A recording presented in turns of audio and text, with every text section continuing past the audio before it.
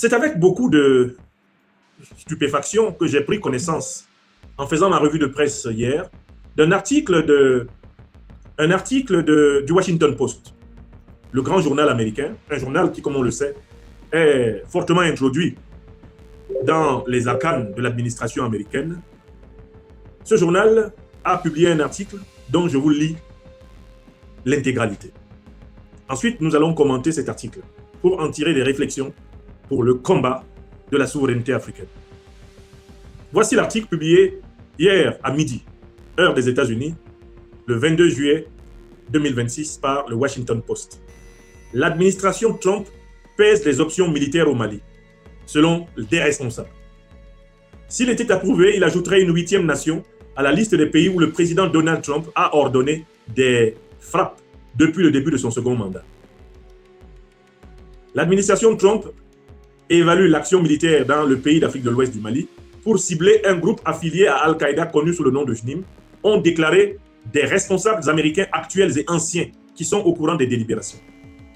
S'il était approuvé, cela ajouterait une 8e nation à la liste des pays où le président Donald Trump a ordonné des frappes depuis le début de son deuxième mandat, un chapitre de sa présidence qui, selon lui, serait initialement consacré à mettre fin aux conflits mondiaux et à réorienter les ressources américaines vers les Américains. Il y a cependant un désaccord entre les hauts responsables américains sur l'opportunité de procéder à l'attaque du groupe militant. Sébastien Gorka, directeur principal de la lutte contre le terrorisme aux États-Unis, a déclaré que les responsables actuels et anciens, qui comme d'autres se sont exprimés sous le couvert de l'anonymat pour discuter de la planification militaire, envisageaient plusieurs hypothèses sur cette affaire.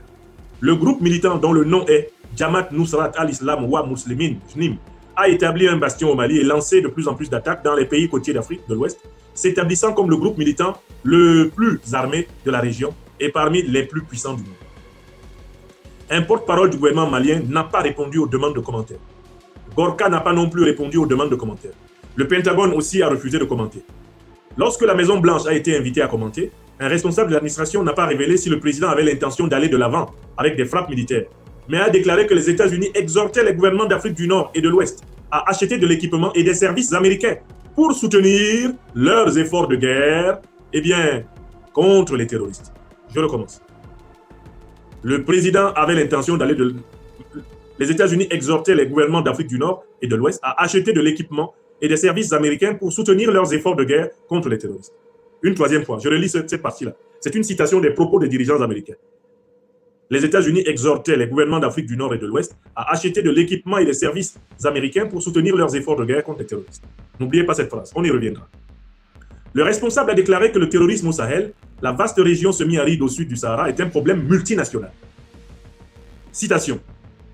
Nous exhortons les partenaires régionaux et les alliés de l'OTAN à soutenir l'Alliance des États du Sahel dans leur guerre contre le JNIM et l'État islamique, a ajouté le responsable, faisant également référence à l'État islamique qui a pris de l'importance au Moyen-Orient avant d'établir des affiliés dans toute l'Afrique. L'Alliance des États du Sahel se compose du Mali, du Burkina Faso et du Niger, toutes les nations de l'Afrique de l'Ouest, où des dirigeants militaires ont évincé ces dernières années, les gouvernements démocratiquement élus par coup d'État, coupé en grande partie les liens avec l'Occident, se sont tournés vers la Russie pour obtenir de l'aide en matière de sécurité. Mais le responsable de l'administration a rejeté le blâme, non pas sur ces gouvernements, mais sur leurs partenaires russes, affirmant que Moscou s'est avéré être un partenaire de sécurité inefficace pour le Mali. Citation. Nous espérons que d'autres nations africaines prendront note de la terrible performance de la Russie dans la lutte contre le terrorisme. Fin de citation, a déclaré le responsable américain. L'examen par l'administration Trump des options militaires dans le pays n'a pas été signalé auparavant. Le Mali, une nation enclavée de près de 25 millions d'habitants, a été en proie à la violence de groupes militants islamistes et, soi-disant donc par le propre gouvernement malien, de la junte et essaye pour maîtriser la situation. Ce sont les termes de l'article. Les groupes militants, en particulier le JNIM, sont devenus de plus en plus puissants, transformant le Mali et ses voisins au Sahel en centre mondial pour le terrorisme. Voilà ce qu'on écrit dans la presse américaine. Écoutez, là, je vous ai donné une large lecture de cet article. Vous avez l'essentiel de l'information. Qu'est-ce qu'il faut faire de cette information? Il y a deux choses contradictoires dans cette information. La première, c'est que Donald Trump, l'administration Trump, laisse fuiter dans un journal important aux États-Unis que, à la manière de ce qu'ils ont fait au Nigeria récemment, les forces armées américaines pourraient procéder à des frappes sur le territoire malien pour combattre le terrorisme. Ça, c'est le son 1. Et puis son numéro 2, les États-Unis voudraient faire cela parce qu'ils partent du principe que la Fédération de Russie, qui aurait promis aux pays du Sahel et notamment au Mali de l'aider à combattre le terrorisme, a échoué. Et que par conséquent, il leur faut reprendre la main pour mener la lutte antiterroriste au bout, là où la Russie et l'armée malienne seraient incapables de la mener. Ces deux informations sont contradictoires, puisque d'une part, les États-Unis disent qu'ils veulent combattre le terrorisme, mais d'autre part, on voit très bien qu'ils veulent combattre ceux qui combattent le terrorisme. Ils veulent combattre à la place de ceux qui combattent le terrorisme, c'est-à-dire à la place de l'armée malienne et à la place des alliés du Mali, de la Fédération de Russie, à travers l'Africa Corps. À partir du moment où il y a une contradiction dans les motivations avancées par les officiels américains, on sait très bien que quand c'est flou, c'est parce qu'il y a un loup. On est obligé d'analyser à nouveau complètement le problème. Pourquoi les États-Unis laissent-ils fuiter dans la presse américaine l'idée qu'ils pourraient procéder au Mali comme ils ont procédé au Nigeria? Maintenant, je vais donner mon interprétation de tout cela. Cette intention, cette hypothèse, ce n'est pas encore une décision, ce n'est pas encore une action. Envisagée dans les milieux gouvernementaux américains, vient après une séquence géopolitique et géostratégique précise. La séquence de la double défaite du 25 avril 2026 et du 4 au 9 juillet 2026 de la coalition impériale terroriste menée par l'OTAN, à la tête de laquelle les États-Unis, notamment la France et l'Ukraine, pays membres de l'OTAN qui sont les grands encadreurs des groupes terroristes du JNIM et du FLA. La double défaite militaire cuisante subie par les supplétifs de l'OTAN, à savoir les terroristes d'Al-Qaïda de l'État islamique, leurs patrons, leurs encadreurs, eh bien les mercenaires français et ukrainiens, cette défaite a alarmé tout le bloc occidental. Car il était prévu, en effet, que les terroristes du FLA et du JNIM renversent le gouvernement malien. C'est ce qui était prévu le 25 avril. C'est ce qui était prévu lors de l'attaque d'Anefis du 4 au 9 avril, du 4 au 9 juillet. Le double échec de la coalition, qui en réalité évolue sous la protection américaine, évolue sous l'encadrement français et ukrainien, avec la complaisance de l'Algérie, de la Mauritanie, de la Côte d'Ivoire de Ouattara, du Bénin, du Nigeria, même du Ghana. L'échec de cette coalition amène les patrons suprêmes de la coalition impériale terroriste, c'est-à-dire les chefs suprêmes de l'OTAN, c'est-à-dire les États-Unis, à se décider à prendre les choses en main. C'est parce que les États-Unis veulent prendre les choses en main face à l'échec de la France, de l'Ukraine, à l'échec des terroristes du JNIM et du FLA, qu'ils cherchent un alibi pour se positionner sur le terrain. Voilà la première explication. La deuxième explication, elle est facile à comprendre. Il faut prendre le modèle de l'agression perpétrée par les États-Unis contre le Nigeria. Il y a à peine 2 ou 3 mois, les États-Unis se sont permis de bombarder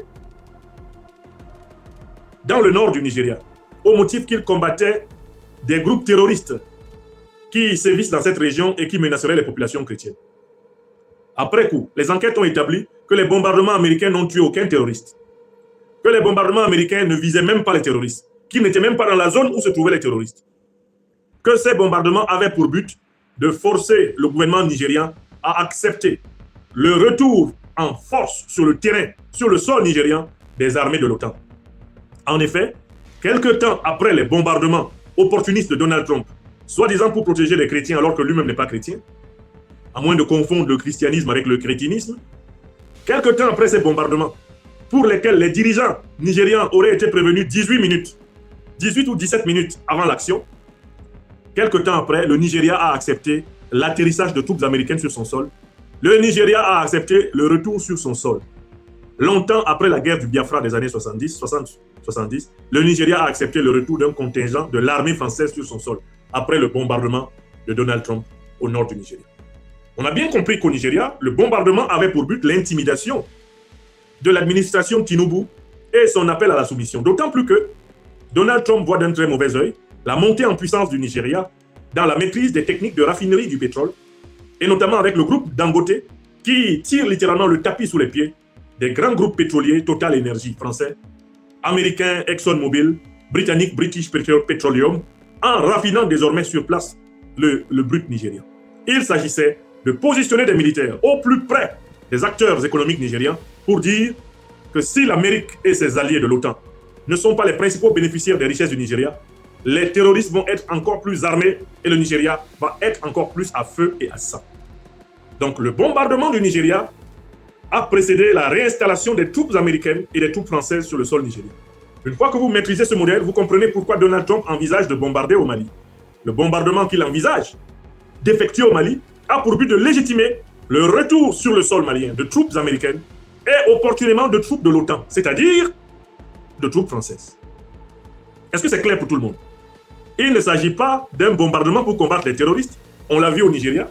Il n'a même pas tué une ombre de terroristes avec ces bombardements, mais il s'agit d'un projet de bombardement, d'intimidation, pour imposer le retour sur le terrain, sur le sol du Sahel, donc du Mali, du Burkina Faso et du Niger, des troupes américaines, des troupes occidentales. Cela correspond parfaitement à ce que le président Ibrahim Traoré a appelé l'hiver noir. Ça, c'est la deuxième observation que je voulais faire sur cette affaire. Mais il y a une troisième observation. Écoutez, monsieur Donald Trump, il nous prend pour des cons ou quoi? Il dit il envisage, il laisse dire par ses proches, il laisse dire par ses collaborateurs qu'il pourrait venir bombarder sur notre terre au Mali, sans l'autorisation du gouvernement, sans l'autorisation de l'État, sans avoir reçu la permission de mettre les pieds au Mali. Il envisage de venir faire comme il a fait au Nigeria. La grande question est la suivante. Est-ce que Donald Trump sait que nous savons que les deux organisations terroristes qui sévissent dans toute l'Afrique sont des émanations des services américains? Si Donald Trump est incapable aux États-Unis de poursuivre ceux qui ont créé Al-Qaïda, les amener en prison, de poursuivre ceux qui ont créé l'État islamique et les amener en prison, de quel droit il croit que nous allons croire qu'il peut venir les combattre chez nous en Afrique? Donald Trump, que nous avons vu en train de remettre des flacons de parfum à l'un des plus grands terroristes longtemps recherchés par les Nations Unies, dont la tête a même été mise à prix par les États-Unis en millions de dollars, Mohamed Al-Joulani, alias Ahmed Al-Shara.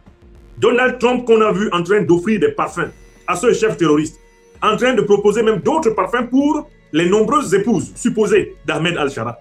Donald Trump peut-il nous dire qu'il va venir combattre les terroristes, eh bien, auxquels il offre les parfums à la Maison-Blanche, il va venir les combattre chez nous au Mali? Non. Il ne peut pas nous démontrer ça. Donald Trump ne peut pas nous démontrer qu'il est engagé dans la lutte contre le terrorisme pour une autre raison. Lui-même est le chef du terrorisme et de l'impérial terrorisme américain. Comment doit-on qualifier l'opération militaire, l'opération armée qui a été menée par les États-Unis au Venezuela avec l'enlèvement, le kidnapping du président vénézuélien, le camarade Nicolas Maduro? Cette opération relève de quelle catégorie? C'est du terrorisme d'État. Donald Trump est un terroriste d'État. S'il faut combattre le terrorisme, il faut combattre Trump.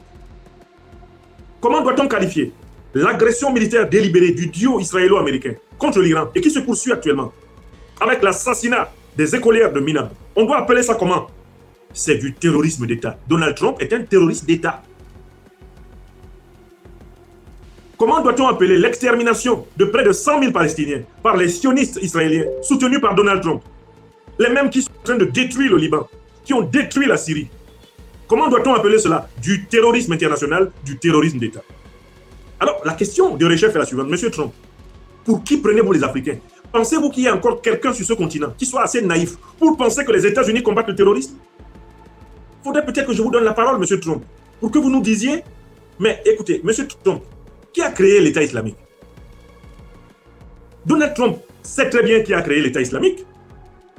Qui a créé Al-Qaïda? Donald Trump sait très bien qui a créé Al-Qaïda. Il est l'un des premiers à avoir dénoncé ses propres compatriotes américains comme étant les créateurs des organisations terroristes. Bon, prenons l'État islamique. Donald Trump, dites-nous qui a créé l'État islamique. Qui a créé cette organisation terroriste? Qui a créé Al-Qaïda? Allons-y. Monsieur Trump, venez là. Qui a fondé le groupe État islamique?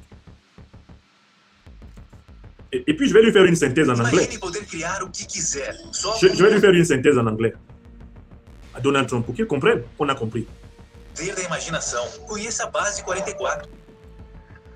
Aux États-Unis, Donald Trump ne recule devant rien pour tenter de discréditer son adversaire dans la course à la Maison-Blanche. Distancé dans les sondages, le candidat républicain a affirmé qu'Hillary Clinton, ex-secrétaire d'État entre 2009 et 2013, avait contribué à faire naître l'organisation terroriste État islamique. Il l'a dit lors d'un meeting en Floride. Écoutons le dire. Notre gouvernement est à l'origine du groupe État islamique. Pour moi, le président Obama et Hillary Clinton sont les fondateurs de l'État islamique. En fait, Hillary Clinton pourrait se voir remettre une distinction. Vous savez, comme on dit chez les sportifs, le trophée du meilleur joueur. Eh bien, le groupe État islamique pourrait lui décerner une telle récompense. Voilà. Le président américain Donald Trump reconnaît lui-même que ce sont les dirigeants américains qui ont créé les organisations terroristes. L'année 2025 et l'année 2026, les officiels américains, que ce soit des membres de la Chambre des représentants ou des sénateurs, ont témoigné sous serment. Plusieurs documents ont été déclassifiés. Madame Tulsi Gabbard, qui vient de démissionner de l'agence de renseignement américain, a révélé que les États-Unis, à travers l'USAID, ont directement financé les groupes terroristes. Est-ce que Donald Trump a ouvert les procédures judiciaires pour arrêter tous les financiers des groupes terroristes, tous les dirigeants américains, Obama, Clinton, qui ont participé au financement des groupes terroristes, à la création des groupes terroristes? Dans quel tribunal sont-ils convoqués pour que ce monsieur vienne nous dire qu'il va nous aider à combattre les démons qui ont été créés par son pays? Donald Trump est incapable de mener la lutte antiterroriste aux États-Unis parce que lui-même est un terroriste. Il est incapable de mener la lutte antiterroriste au Moyen-Orient parce que lui-même est un terroriste. Il est incapable de mener la lutte antiterroriste ici en Afrique parce que lui-même, Donald Trump, est un terroriste. Et il faut que nous résumions cela en anglais pour qu'on lui dise que c'est ce que nous avons dit. Mr. Trump, we don't believe in your ability to help Mali or the Sahelian State Alliance to fight against terrorism. We don't believe in you, and we give you the reasons why we don't believe in you, and why we are telling you to stop in your intention to bomb any part of the territory of Mali. First of all, you, NATO, you Americans, you created the two main terrorist organizations we know in this world. Al-Qaeda was created in the 80s by American services to fight against Soviets in Afghanistan. Everybody knows that, and you know that. You, Donald Trump, you know that. Number two is, you, Donald Trump, you personally affirmed publicly that the ISIS, the Islamic State terrorist organization, had been created by your predecessor, Barack Hussein Obama, and his colleague, Hillary Rodham Clinton.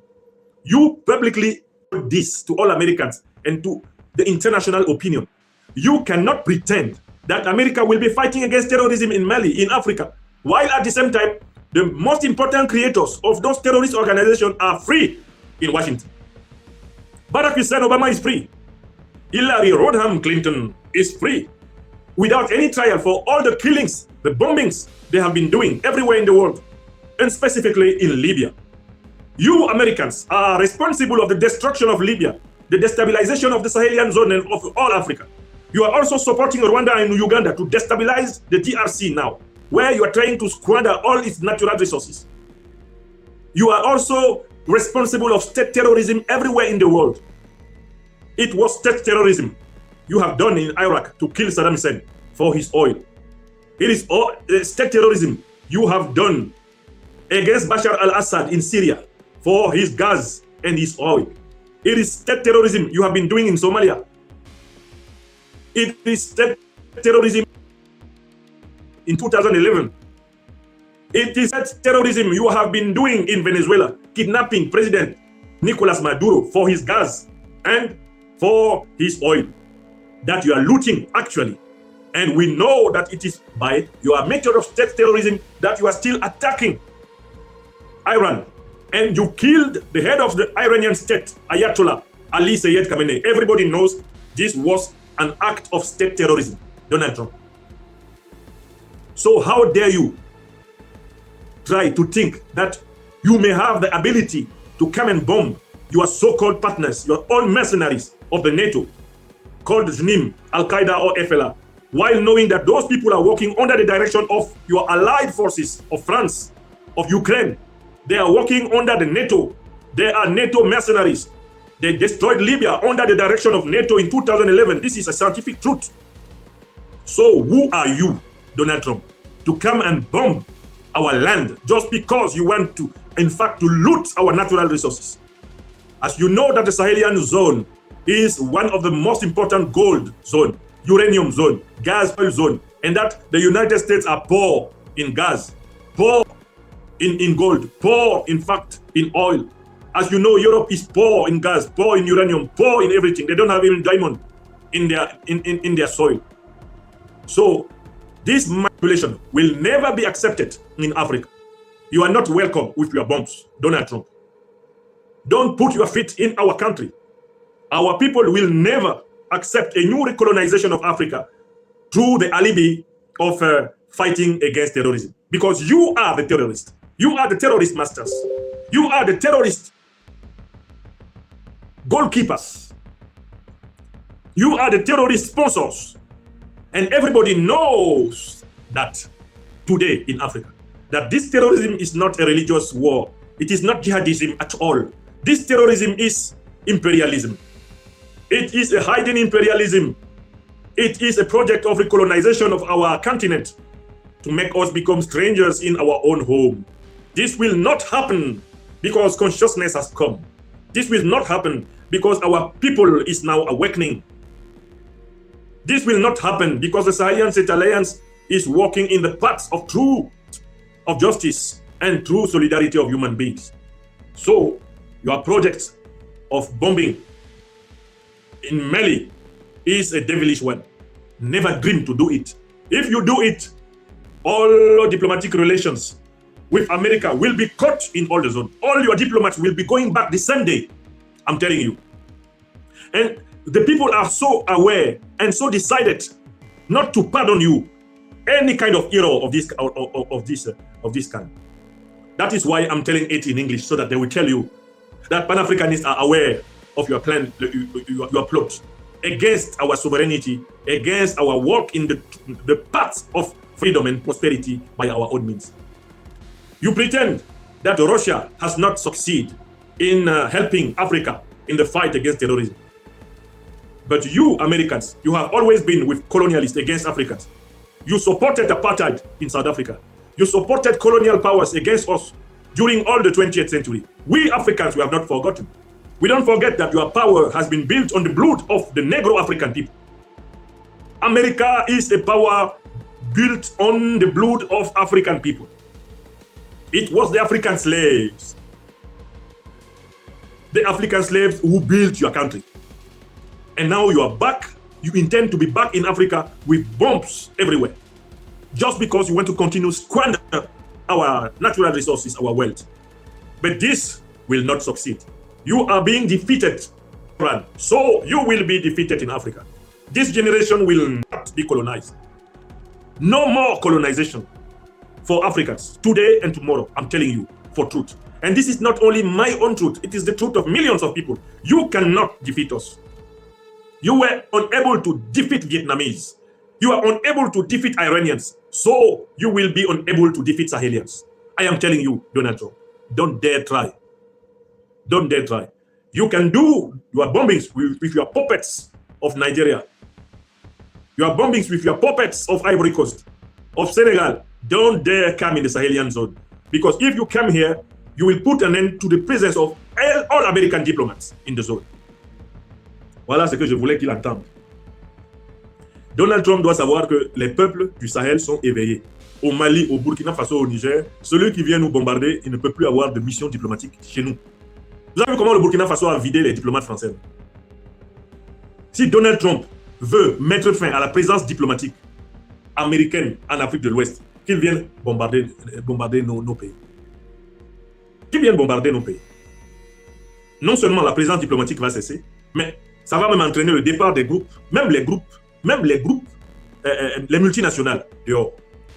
Et ça, là, ce ne sera même pas les dirigeants qui vont le faire, les peuples seulement. Quand les peuples vont sortir, là, les diplomates américains ils vont sortir par les trous pour partir, ici au Sahel.